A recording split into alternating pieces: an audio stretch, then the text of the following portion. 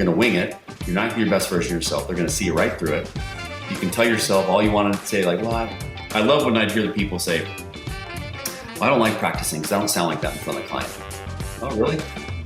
Okay, Mr. and Mrs. Perfect, let's record yourself. I had someone recently, Andy, say that I challenged her and she finally did it. And she's like, you know what? My Southern drawl wasn't as bad as it sounded.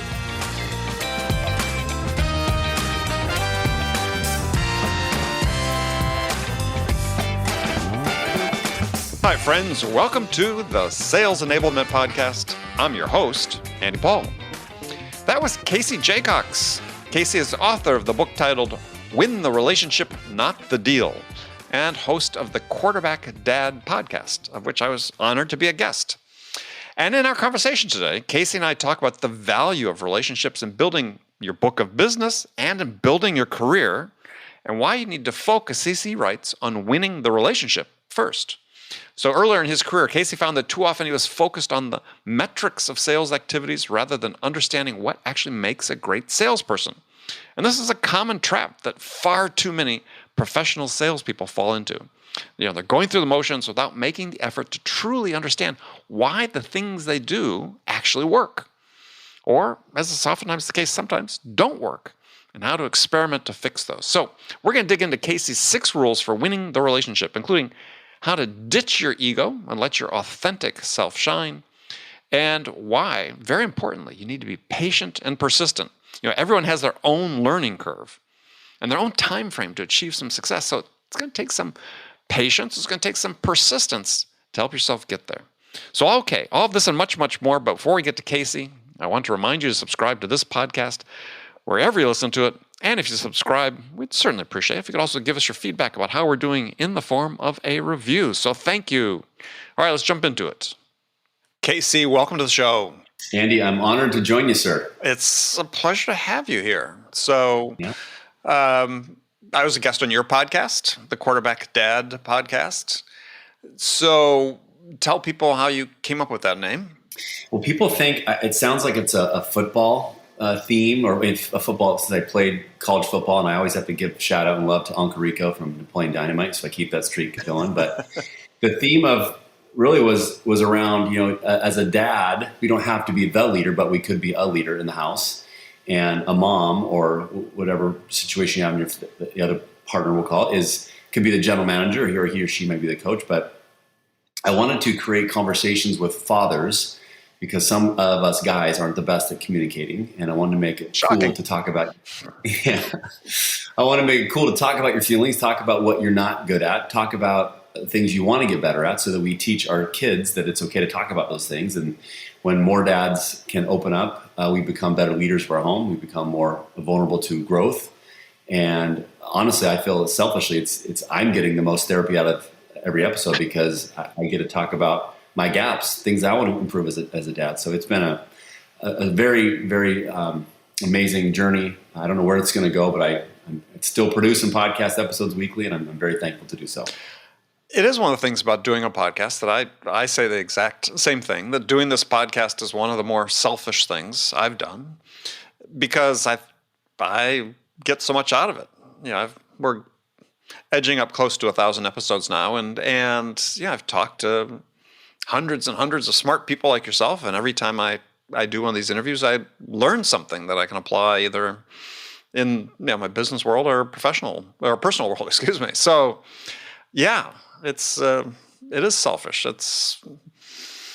I get more out of it perhaps than anybody else. So we're going to talk about your book called Win the Relationship, Not the Deal: 6 Common Sense Strategies to Succeed in Life and Business.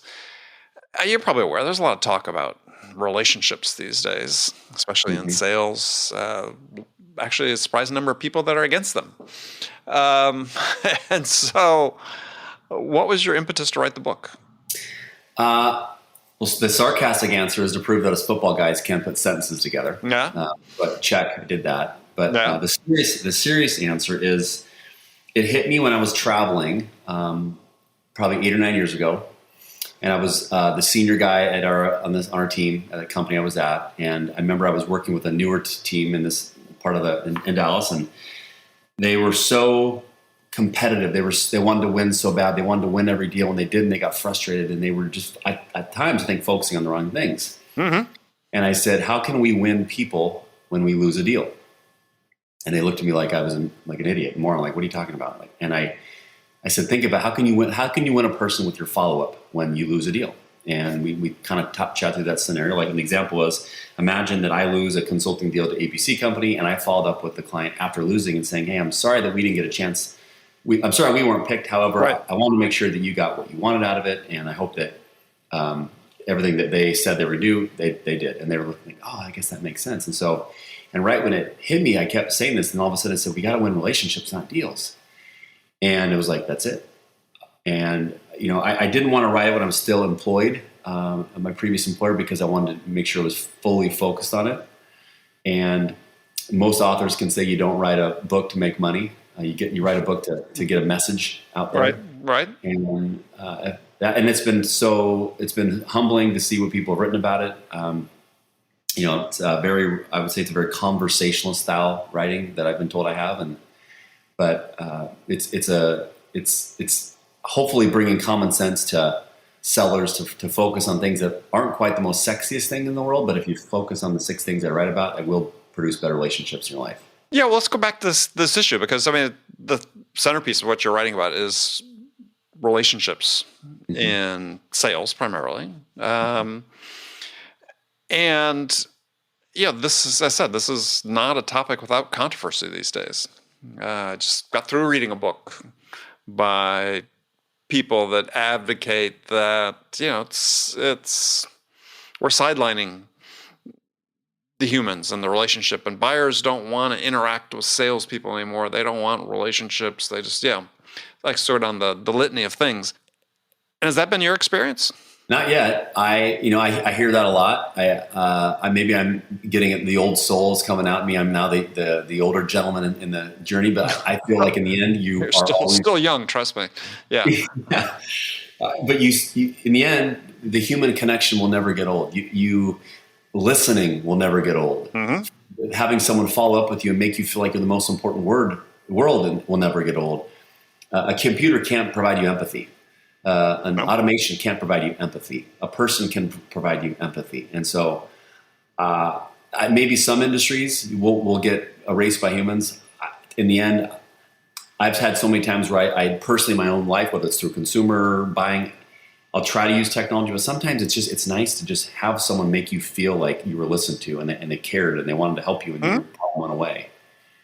So for me, I'm going to maybe challenge that for others out there. I'm going to do my best to keep trying to make the human experience, the customer experience, one that's of human connection. That I always say that Maya Angelou feel when she says it's not. I'm paraphrasing here. It's not what you said or why you said it, but how you made people feel when they left the room.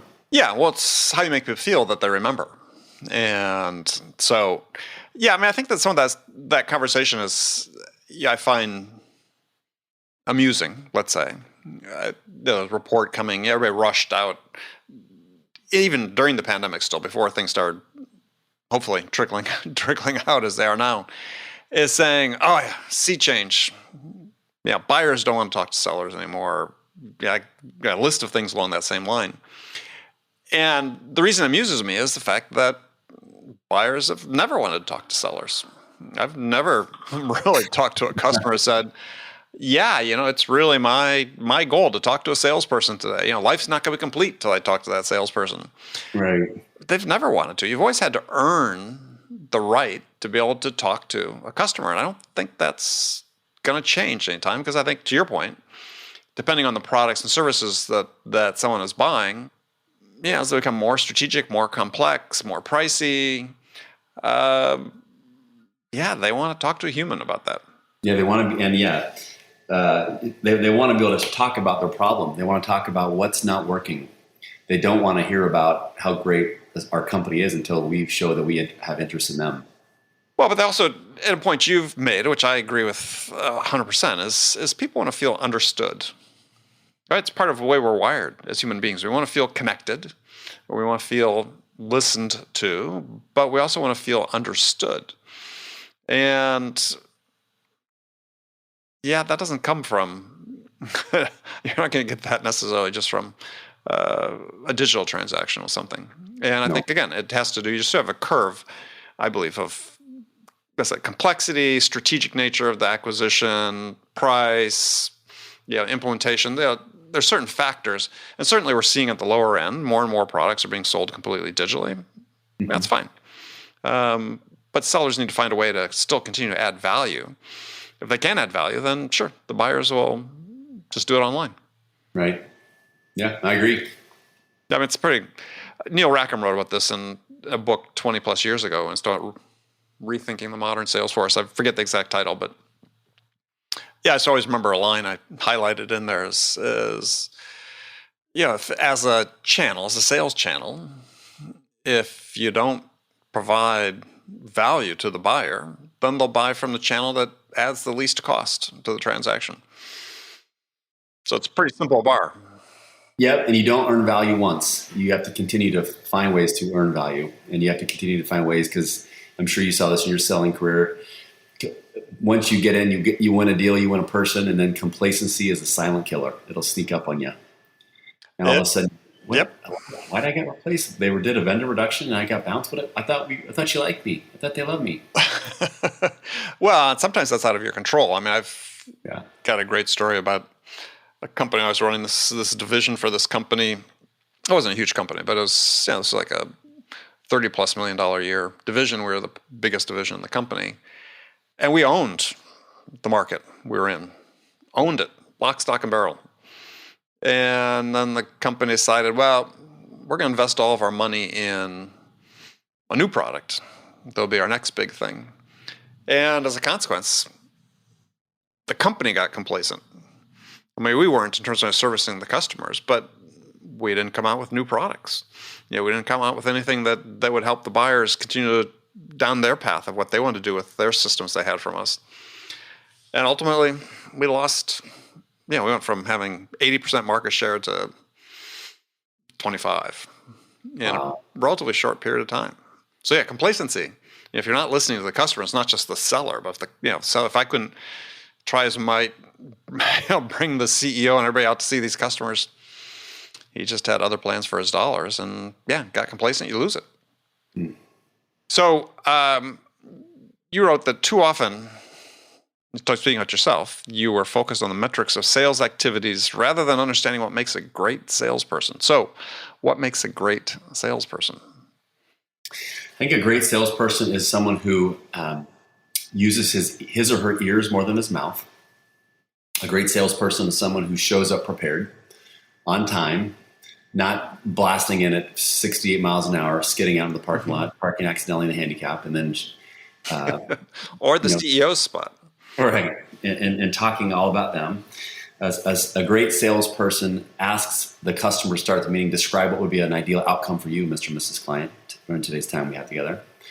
A great salesperson has an agenda but isn't living or dying by his or her agenda. They are using open-ended questions, which I have got taught in my career. It's called TED-based, tell me, explain, or describe. Mm-hmm. And they use that formula to uncover problems that exist, to then they can tie back to problems that we as the provider or vendor can solve, mm-hmm. and then be able to quickly share stories of success where we've done it elsewhere to provide confidence that we can help them. Mm-hmm. Now, a junior person might be listening. You're like, well, how am I going to do that? I've only been here 5 weeks and I don't have these stories. Well, that's your excuse, and you're telling this. That's the story you're telling yourself. And I love working with more or less experienced people, because I'm like, find the people who are doing it really well inside the company, memorize their stories, and make them your own. Mm-hmm. And they're not going to. I'm not saying lie to the client. I would never say that. But like, you can, just like Microsoft, like I use this example. The person in Excel is going to be also talk about Word. Is going to talk about SharePoint. Is going to talk about all the other things Microsoft does. Just because you weren't there for it doesn't matter. You have the same mascot team colors, and you're the same company. So make their success your success, and practice it. And that's the last thing I'll say. So a great salesperson, Andy, will practice their whole career. They'll never stop being comfortable with practicing, role playing, preparing for meetings. I agree. And preparation, learning. To your point, I mean, the wisdom you get from, I think, in your sales career is very rarely comes from books or podcasts. Maybe this one accepted. But it comes from listening to people. Your customers will tell you how to sell to them. Listening to your peers, as you said, find the people who are really good at what they're doing and shadow them. See what, listen to the calls that they make. Listen to the recordings if you're recording them. Sit in on calls if they're doing a Zoom call. Sit in the corner and just listen. That's where you pick up so much of what happens. And this is where I think we're sort of missing in sales these days is this idea that used to be very present, that sales was an apprenticeship and that you learned over a period of time, sort of absorbing what was going on around you and practicing, and as you said, practicing and role-playing. But now it seems like, we just want it to be sort of very mechanized, and you got 90 days to get up to speed, and there may be some people who can get up to speed in 90 days, but there may be really good people that would turn out to be really talented. Maybe they take 6 months or 9 months before it hits. It doesn't seem like we have room for them anymore. Well, it's amazing when the seller realizes that if you don't practice, then we should call your clients today and tell them that, hey, Mr. and Mrs. Client, Andy over at ABC Company, you like him, right? Oh yeah, great guy, I love him. He does a great job. Well, he practices on you and he wings it. And he really doesn't know more about you, but he loves himself and he loves talking about all the things he does. And he memorizes PowerPoint and he does it so well, but he has no idea what your business is about. You still want to work with him. And usually I try to lay on the sarcasm when I'm coaching people, and the look on their face is usually priceless. Like, well, I don't want them to know that. Well, then what are we going to do differently about it? Mm-hmm. Right? Because, and the gift of practice in organizations, for whatever reason, a lot of the companies that I work with, they don't do it anymore. And I don't see NFL players. They have to go to practice every week.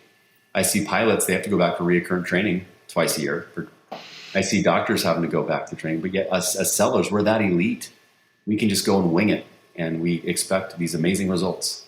Well, you talked really about two things. One is practice, like NFL or college football players, basketball players, whatever. But then there's also continuous learning. And we sort of fail on both, which is really ironic because never before has more information been available so readily to sellers to be able to learn. I mean, when I got started, not to date myself unnecessarily, but I was listening to cassette tapes in my car, Zig Ziglar and so on. And then you could buy a book, but that was it. And then occasionally, like once a year, roll through town these big events that show up in the indoor arena, and they do Zig Ziglar and all these other motivational speakers and so on. You could go sort of do that for a one-day thing. But that was it. But now we've got all this content that's available. But there's no indication that people are really taking advantage of it any more broadly than they might have before. Mm-hmm. How do we motivate people? In your mind, how do we motivate people sellers to do that?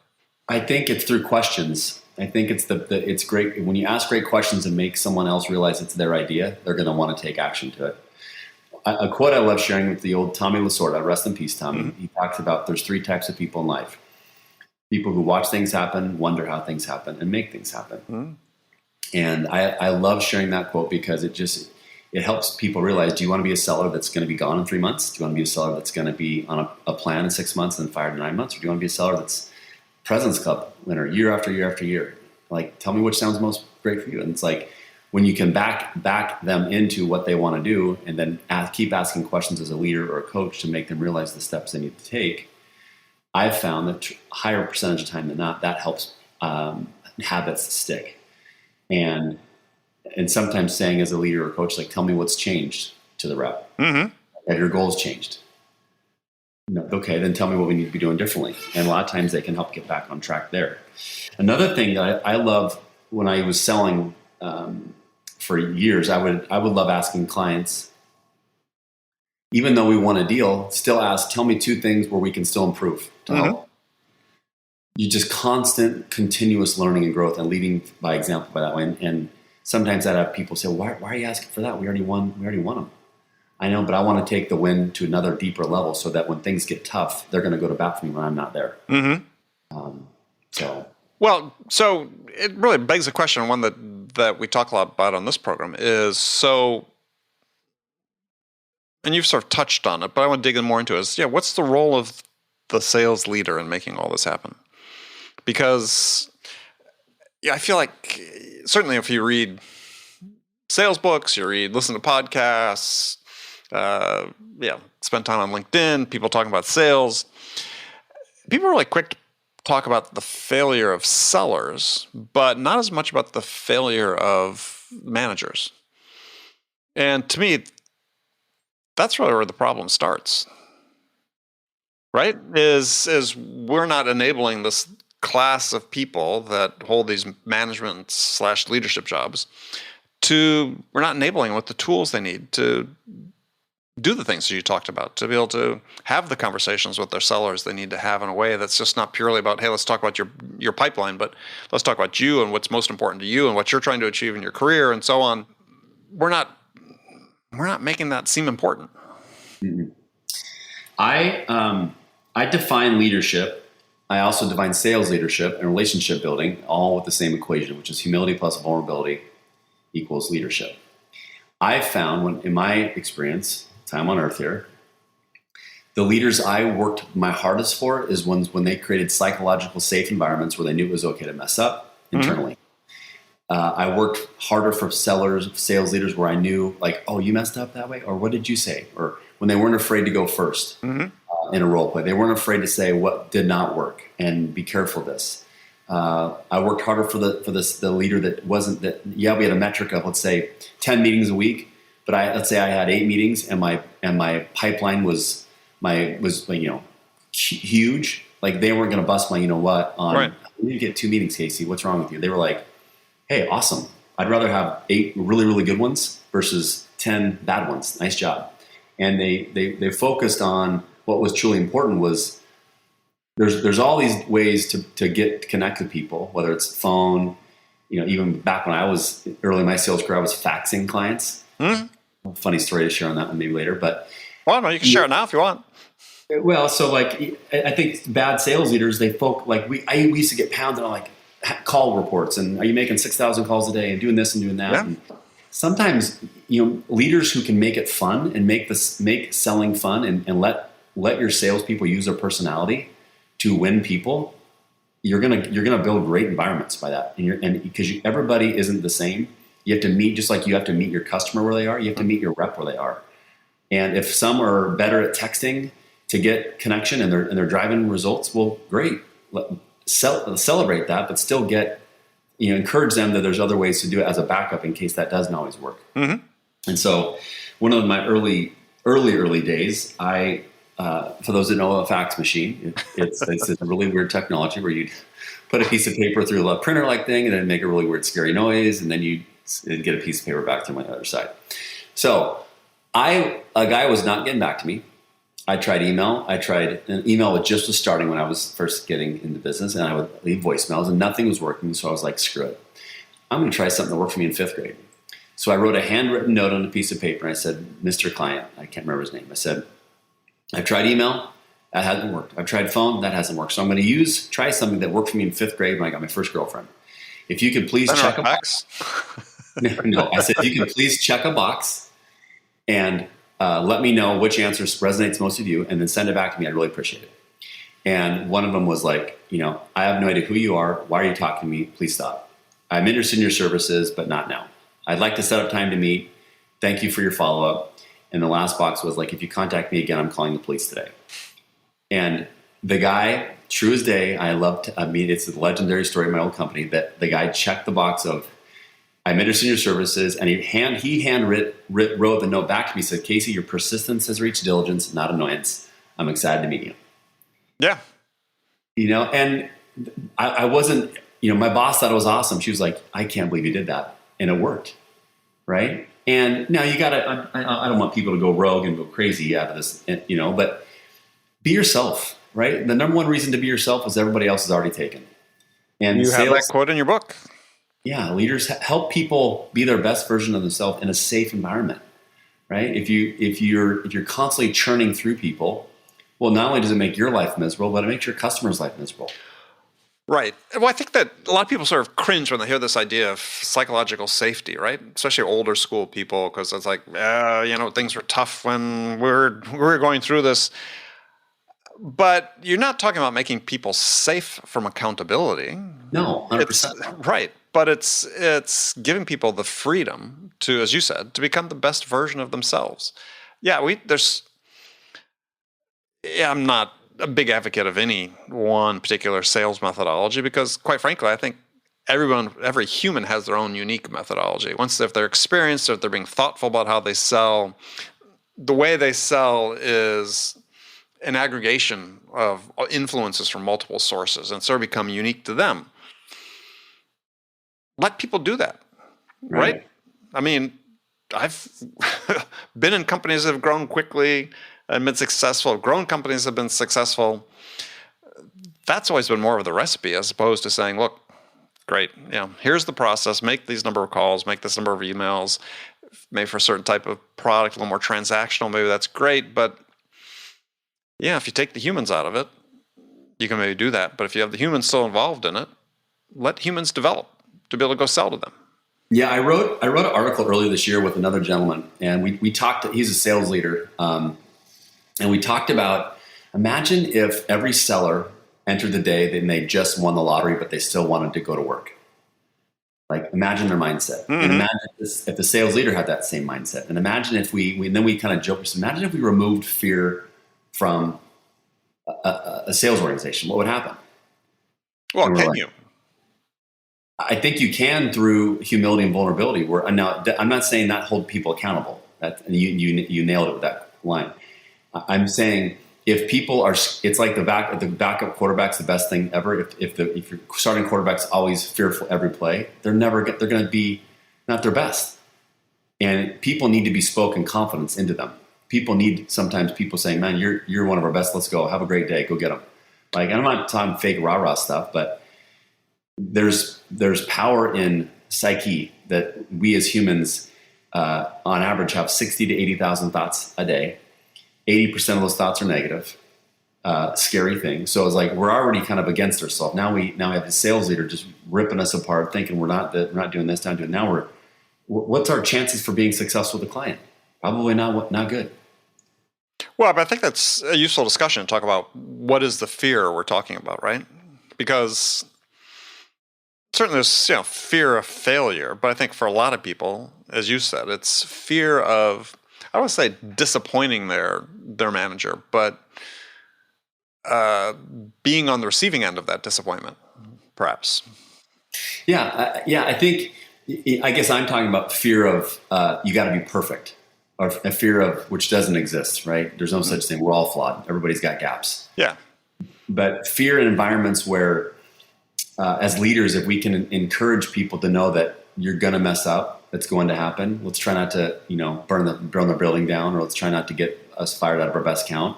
Jokes a little bit here, but like knowing that there's going to be bumps, and the best thing about adversity is it's a golden ticket for learning more, learning about what you can do better. And that, I think, shapes cultures when everybody has that mindset of no one's getting defensive. And for me, it came from playing college football. I hate to make this Uncle Rico moment again, but like getting coached in front of 20 of my teammates, and having a great game, completing 70% of my passes, and still getting coached. Sure. It's like over and we didn't get to watch the good plays. We got to watch those 3 or 4 times. The bad ones, 10 times. I get it, coach. I threw an interception. This is embarrassing. Please stop. Well, but we have similar experiences now. But I mean, at least technology, in order to have game film type experiences in sales, because we can record calls and coach people.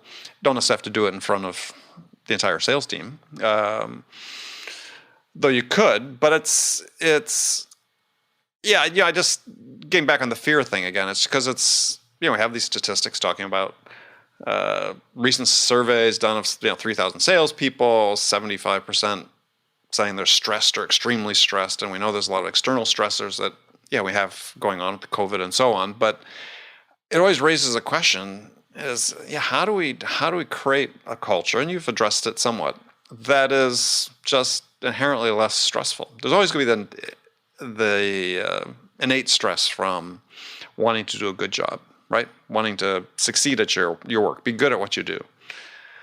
But it seems like there's all these other layers that still get laid on top of people that, yeah, to your point, if people are feeling incredibly stressed and they have to go out and have a call with a customer, Zoom call, phone call, whatever, it's not going to go very well. No, I mean, and those, like, I think about if someone saw me as my best, and we're about to go into a phone call, and my leader came up and said, Case, hey, tell me what's going on, man. Are you okay? No, I'm not okay. Or if they just gave me a chance to talk and they showed genuine interest in me as a person versus just like pounding call after call after call, like sooner or later you're going to run yourself ragged. But just trying to bring that human empathy to organizations. And I always know that this will help resonate more of our conversation, Andy, but it'd be interesting if we polled all the people who listen to the show and think about how many people have core values on a wall that mean something. Personal values or corporate values? Corporate or core values within an organization. Okay.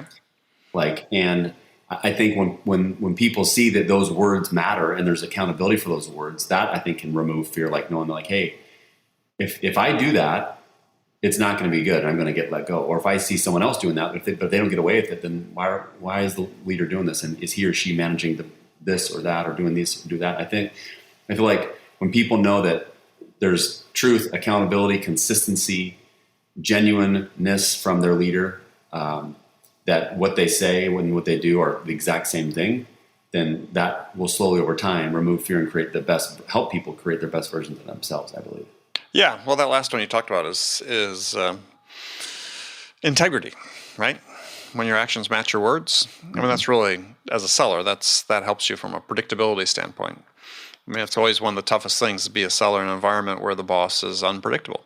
Well, I'll tell you a quick story. When I was early, I moved into leadership for a couple years stint, and I went back into just production and moved into an executive end of my career where I came from. But one of the first times I went into it, we had our executive leadership at the time made us manage calls per day, which always drove me nuts. Mm-hmm. Always focus on the wrong thing, and I mean, it's a good metric to help people, guide people, but it's not everything.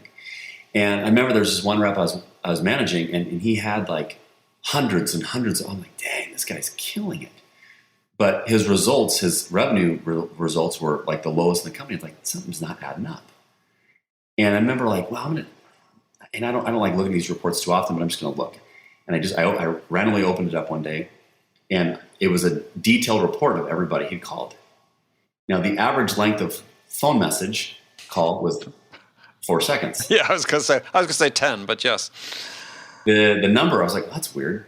The number, the exact same number. Yeah. And I said, okay, well, I know what I'm going to do. So I went to my leadership team and said, hey, I'm going to let this person go. Like, whoa. Why are you doing that? I said, because he violated a core value, honesty.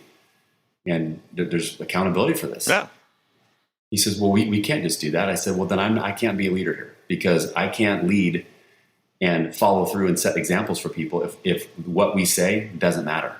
So either I'm not going to be the best leader for you, or I'm going to pull him in and we're going to make him his last day today and set an example.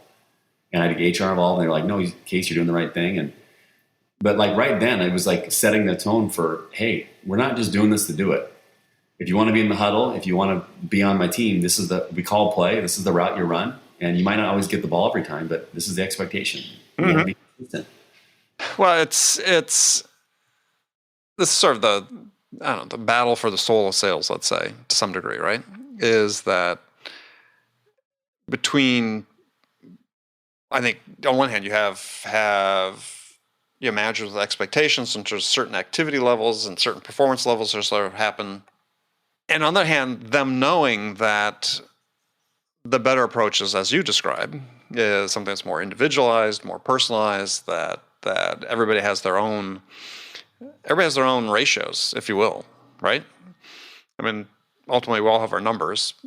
Our numbers could be different in terms of how many calls it takes to develop a qualified opportunity that, take it into the rest of the way to the finish line.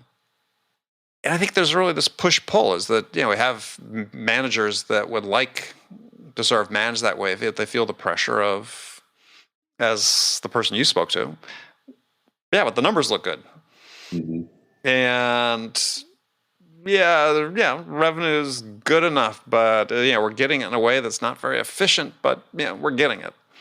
Yeah. As opposed to saying, and I think this is again, it's this big push-pull is, you certainly see this in a lot of software companies is, they're making their number, but at what price? And what are they creating in terms of a culture? And is this even a sustainable process they have to develop people and develop their business? And probably not.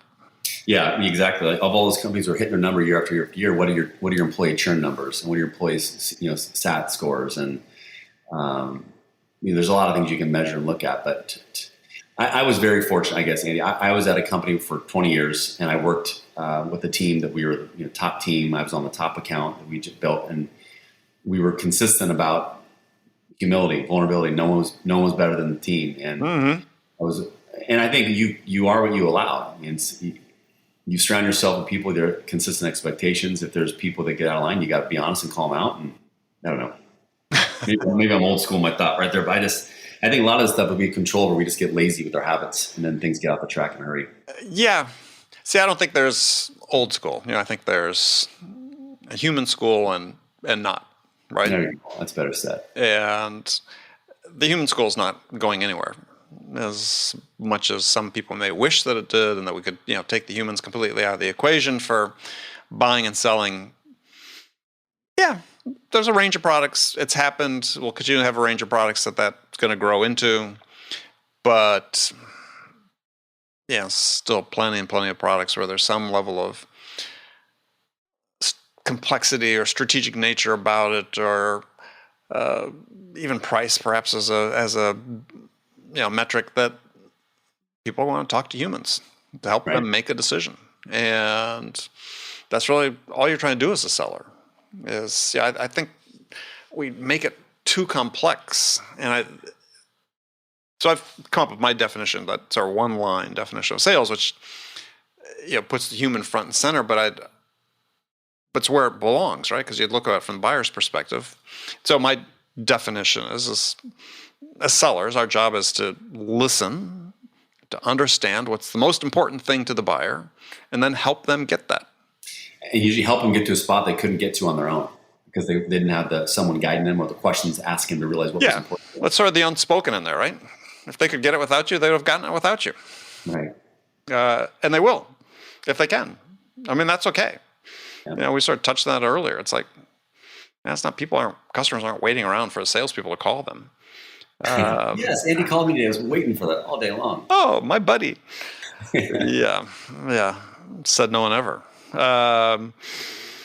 You used to have a favorite quote of mine in your book, and it sort of speaks to the topics we've been talking about, which was I'm a big Ralph Waldo Emerson fan, and anybody that follows me knows that. He sees his quotes all over.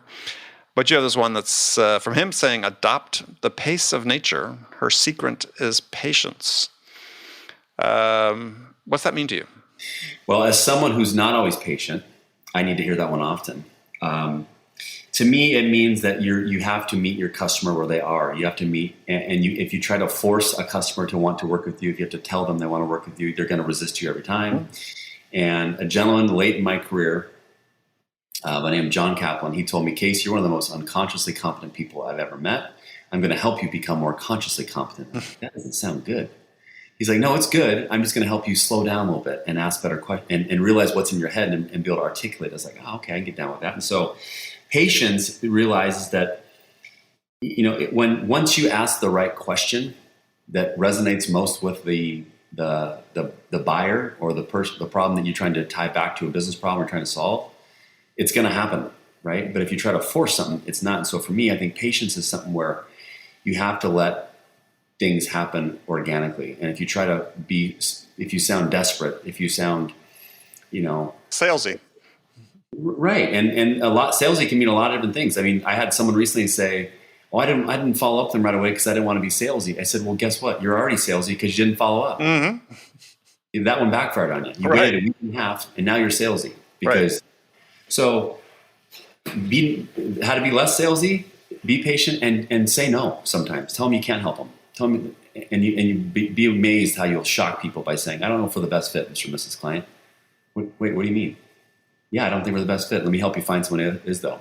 Mm-hmm. And that actually happened early in this consulting practice where I could have easily sold someone as their coach. I could have easily tried to weasel my way in to run a workshop. And I said no. And I found two other people, and the person was like blown away. And they said, this is so refreshing that you're walking the walk of win the relationship, not the deal. I said, it's about, if I'm not walking it from the front, this whole book's BS. It doesn't mean anything.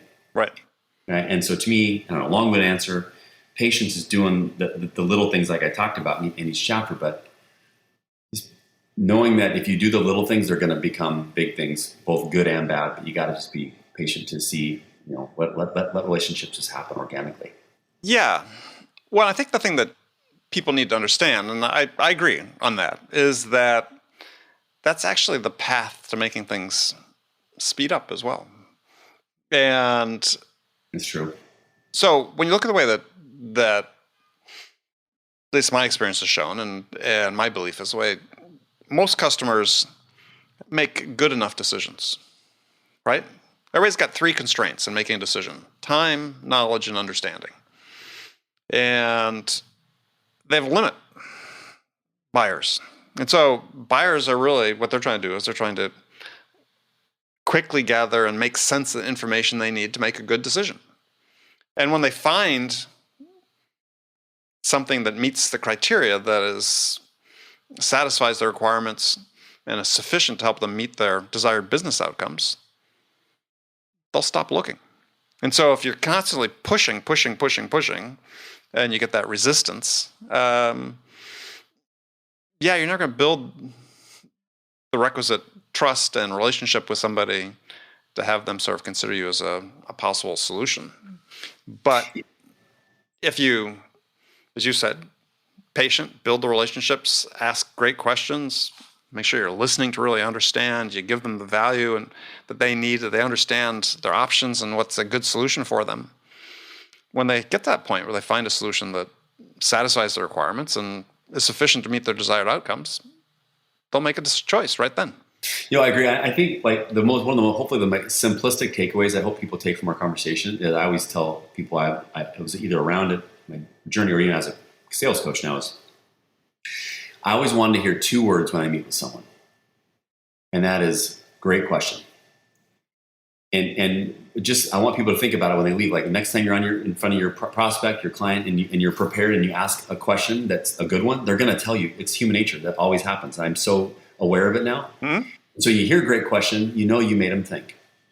And that's going to help speed up the patient's journey, like Andy that you talked about. And that's something you can practice. That believe it or not, you can practice, because patience, the skill set is you have to be self-aware. You have to practice emotional intelligence. You have to be like, hey, are you talking right now more than you should be talking? Are you asking questions? And practice that, because when you do, once you get in front of the client, it's going to be so much better. You're going to find yourself being patient because you're prepared. And when you're not prepared, you're going to wing it. You're not going to be your best version of yourself. They're going to see you right through it. And you can tell yourself all you want to say, like, well, I love when I hear the people say, well, I don't like practicing because I don't sound like that in front of the client. Oh, really? Okay, Mr. Mrs. Perfect, let's record yourself.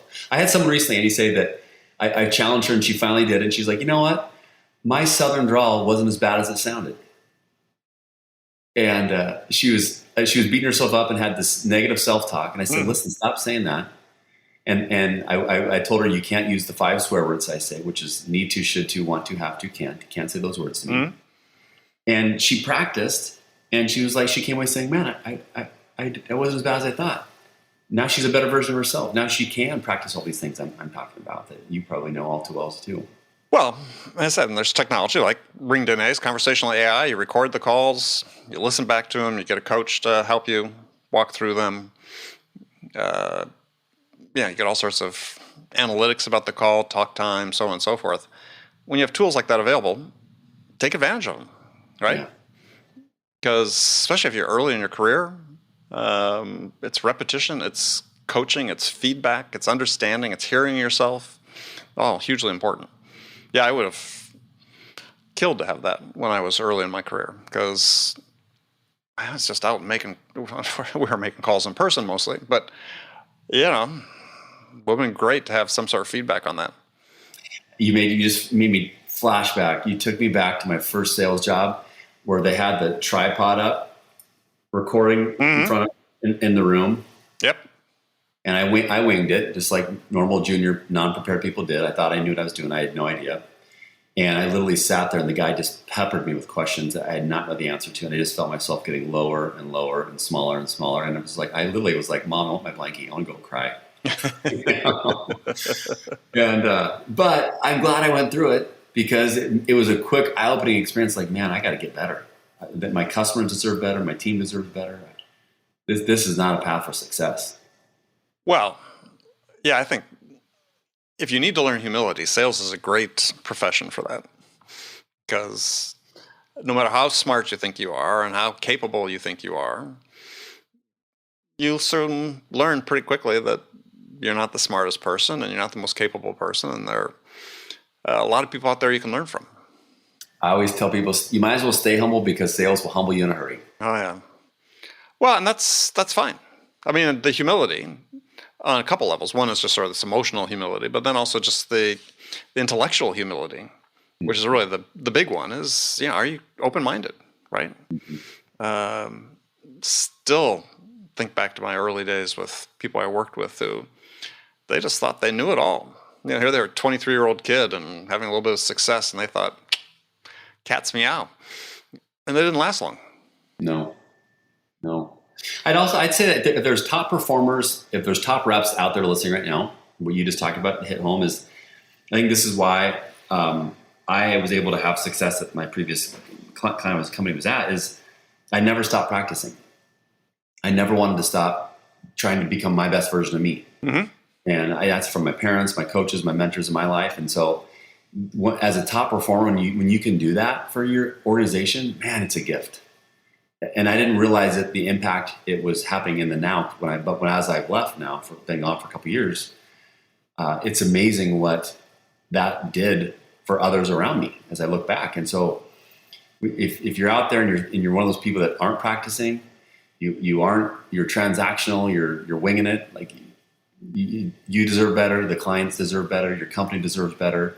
And if you don't think you don't need to change, this business will humble you in a hurry. And you'll be another statistic of doing something different. But instead, you got control of this. Be the hero of your own story, not the victim. Yeah. No, absolutely. Yeah, I've written about that. I mean, one of the great things about sales, I think, is that even compared to other careers, since it's so external to what you're doing, is you get a chance to write your own story again. Change your narrative. Right. Be who you want to be. It's a great opportunity to do that. And it's not like you're playing an act. It's just embracing that part of you that you want to be. It's there somewhere. Right. And, for me, it's, part of that was relatively introverted, shy, person. Certainly as a younger person. And, I didn't want to be that way. And sales was a good way for me, at least in those opportunities and in my work relationships that sort of helped bring me out of the, I don't say shell because I wasn't in a shell, but certainly made me more comfortable in those types of environments and to where you want to be in those environments. I think that's really the transition for a lot of sellers is that you sort of go through the sort of fear stage and then you get to the point where it's like you can't wait to be talking to a customer. Yeah, because you're prepared. You're prepared and you're confident in what you can provide, and the way you can help them and get what they want. Right. So, All right, Casey, unfortunately, I need to wrap it up, but thank you for joining me. You bet. And if people want to learn more about your book and what you're doing, how can they do that? Well, thanks. It's been an honor joining with you. I love talking about the mindset of sales and sales profession, salesperson. The best way people can learn more about me is visiting my website, which is caseyjacox.com, so CASEYJACOX.com. I am active on LinkedIn, so I encourage people, if this conversation resonated with you, I'd love to talk further, connect that way. And the book is live on Amazon, and I am in the final stages of recording an Audible version of my book. Mm-hmm. I recorded it myself. I'm not sure when this episode's going live, but we are in June 25th right now, and I will be meeting with my producer next week and I can't wait to get it out there because I've had enough people say, "Man, I love read your book, but I'm an audible person." More and more books being listened to as opposed to being read. Well, that's fine as long as people are doing it. Yeah. And you have a podcast. Don't forget to mention that. I do. So my podcast is called the Quarterback Dad Cast, like Andy mentioned earlier, and it's live on all major players. If you're a father out there that wants to be inspired, whether it's you're a stay-at-home dad, an executive, an athlete, doesn't matter who. That's the best thing we have in common is we're all dads trying to keep our kids out of jail, inspiring them to be the best versions of themselves. Keep them out of jail. That's a good plan. Yeah, mine managed to avoid that, so that was good. So, all right, Casey, thanks a lot. You bet, man. I was honored to join you. Talk to you soon. Okay, friends, that's it for this episode. First of all, I want to thank you for taking the time to listen. As always, we're so grateful for your support of the show. And I want to thank my guest, Casey Jacox, for sharing his insights with us today. If you enjoyed this episode, please subscribe to this podcast, Sales Enablement with Andy Paul, on iTunes, Spotify, or wherever you listen to podcasts. And thank you. Appreciate your help for doing that. And thank you so much for investing your time with me today. Until next time, I'm your host, Andy Paul. Good selling, everyone.